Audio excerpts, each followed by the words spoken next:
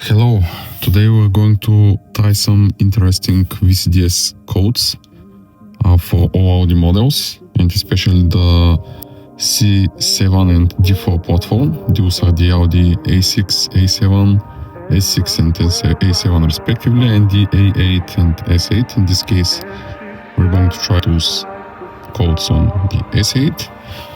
For that purpose, we have the ignition on and VCDS connected.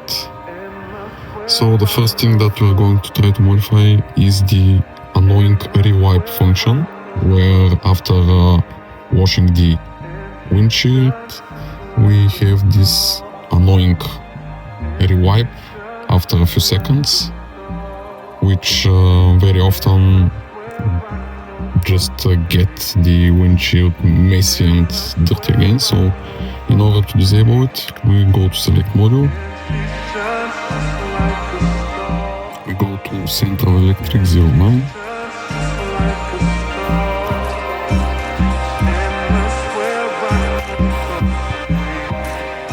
we wait for all the slave modules to load up, then we go to coding, wrong coding helper, and on the first, we need to go to the first byte, or actually it's the second, but it's named 1.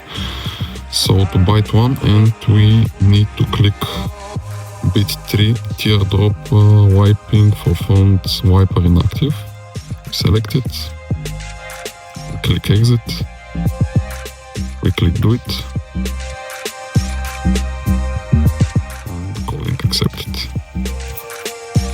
So the next thing that we're going to disable is again in the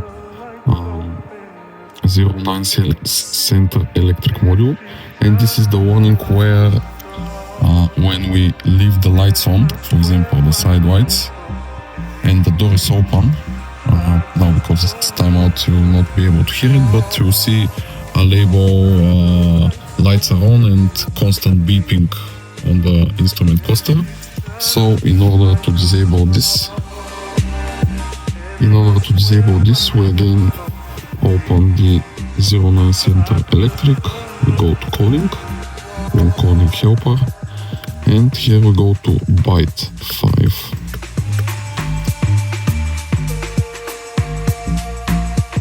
5. And we need to disable this bit 3 white warning active with door opening independent of S contact. In this case I have already disabled it. Then we click exit.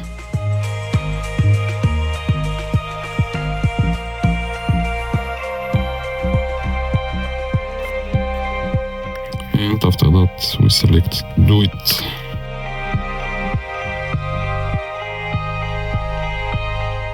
Now this message is because I didn't change the coding, but if it's changed here it will be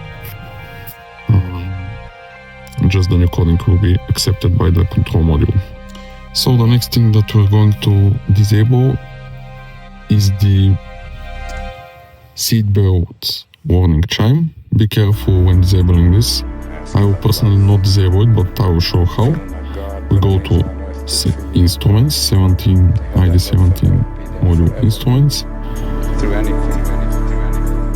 We wait for all the slaves to load up. Then go to coding, one coding helper, and on the bit 0, the first bit that opens, we have the bit 2 to 4 seatbelt warning blah blah blah, and we set it to seatbelt warning inactive. We click exit and we click do it. I will not do it because I would like to have this feature, but that's how you can do it yourself. The next thing that we're going to enable is the Upshift display, which is basically on the lap display if you have this enabled. When switching to manual gear, we have this red and green bars on the top, which is the Upshift display. This can be activated once again opening the instruments control module panel, then going to security access, wait for a little, and you see this code 2013, which is the adaptation enabling. you enter it here, you click do it. I will not do it now because I have already done it. Then after the code is accepted, we go back, we go to adaptation 10, and here from the drop down menu we scroll a little bit down, and here we can see Upshift display in central panel. So we click it, this will be inactive, and you can change it to active from the drop down menu and then click do it. In my case it's already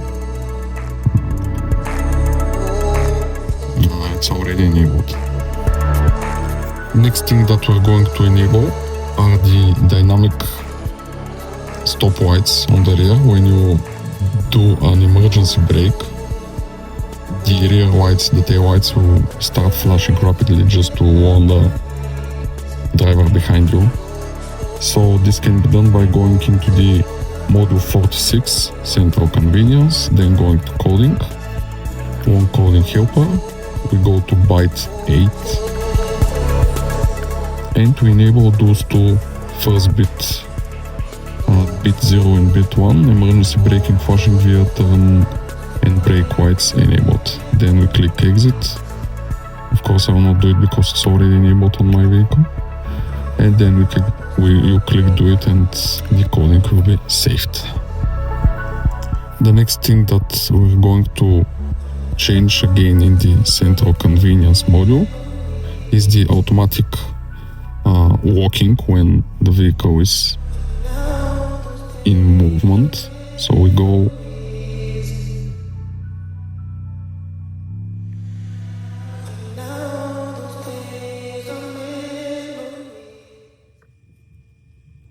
let's just find it.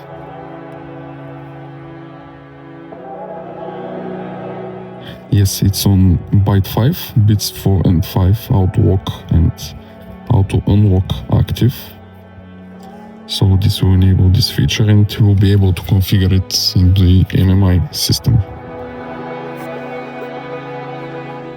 The next thing that we're going to enable are the Euro parking lights leave on when the turn signal is activated. This is when you stop, for example, a little bit to the side of the road and you want to leave your parking lights on by selecting the appropriate turn signal stock. This is quite popular here in Europe, but in other parts of the world it's not by default enabled, but it's a great safety feature. So we go to Central Electric. Once again, we wait for it to load. Then we go to coding, one coding helper, and we go to byte 9. And we enable bit 0, one-sided parking light function active. Then we click exit and we click do it on the new coding as usual. So the next thing that we're going to enable also in the 09 Central Electric module is the automatic activation of the fog light on the side that you activate the turn signal. So for example, if you're turning left and you activate the left turn signal, then the left fog light will also activate and illuminate the corner. So we go to, once again, Central Electric, coding, one coding helper, and we go to byte 4. And to enable bit 0 cornering lights via fog lights based on steering angle, blah blah blah. We click exit and we click do it to enable the coding. The next thing that we're going to enable is the hidden green menu in the MMI or the infotainment. For that purpose we go to 5F infotainment, which should be here, and we wait for it to load.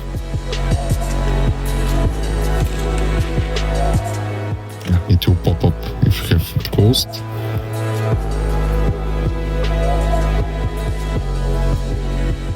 Then go to security access and we'll wait for a few seconds. We'll see. Maybe there's no security access here, but let's wait. Okay, there is no security access, we go directly to adaptation 10, and here we select channel 6.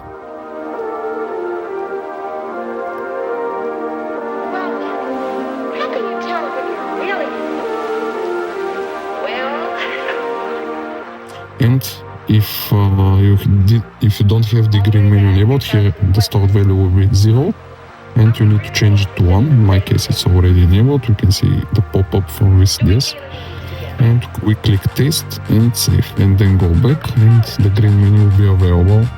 The key combination is different on every vehicle for starting the green menu, so you can check this easily in Google. One of my favorite functionalities that can be enabled once again in the central electric and then in the one calling, and again in byte 4, is disabling those two bits, the bit 1 and bit 2, which will allow you to use the fog lights together with the high beams. This by default is enabled, and this bit is enabled, which disables the option to use both high beams and fog lights, but you can disable it by here. So you click do it after saving the coding, and you're done. The next thing that we're going to modify is to enable the option to release the parking brake without putting on the seat belt, which can be done by going to module 53, which is the parking brake module.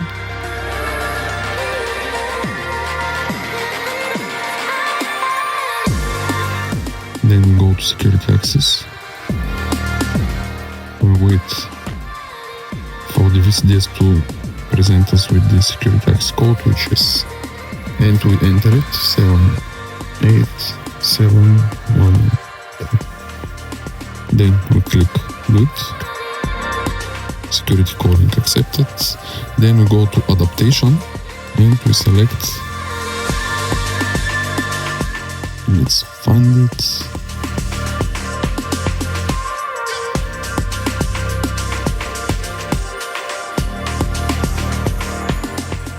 one also interesting thing that we can enable is driver out apply, which will automatically apply the parking brake as soon as the door is opened. I would like actually to deactivate that.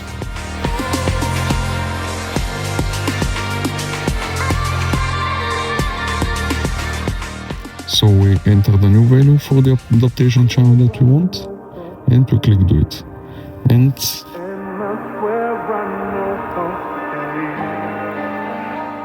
let's find, yes, here is the seat belt buckle detection on the bottom, and we click this to not activate it,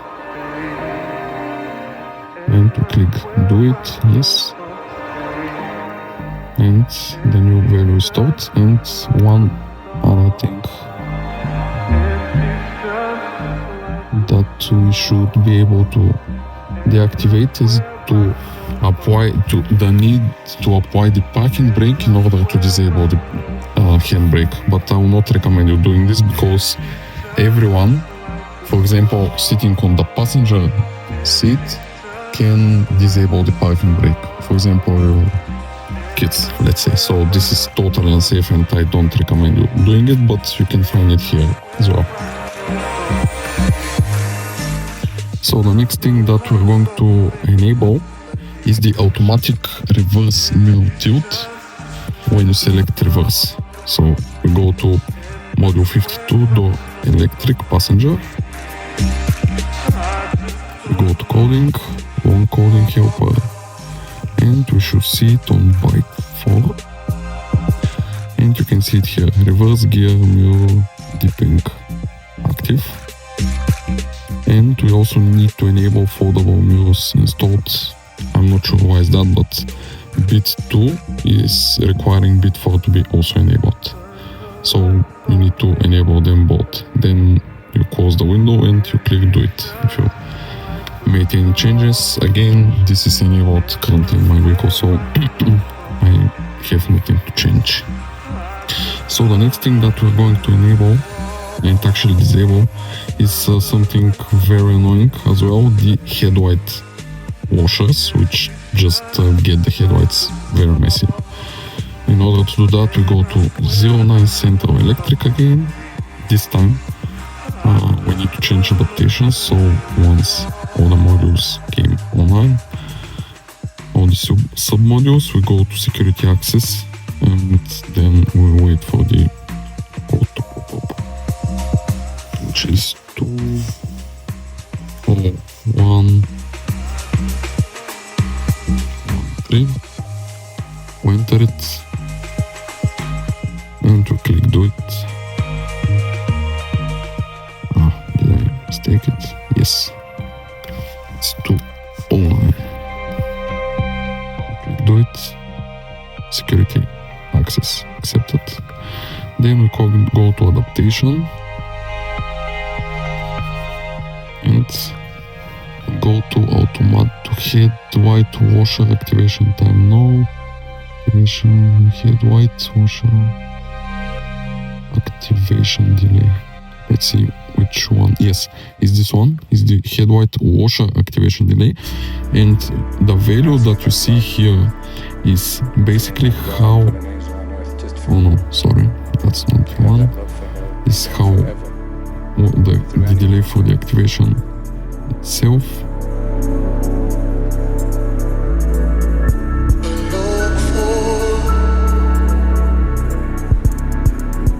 Yes, this is the one, headlight washer delay, which is, you can see here in the description, how many times the window washers can activate before the headlight washer activate. So here we can select, for example, 8,000, let's say. So that means that 8,000 times I will start my window washer, and after the 8,000th time the headlights will be washed as well. So let's try it.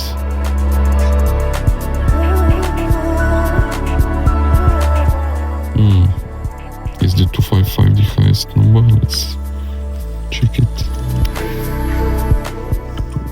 255. Okay, 255 is the maximum value. So we click save, and then we can read again the channel 255. So that means that I will wash my windscreen 255 times, and after that on the 256 times the headlights will be washed.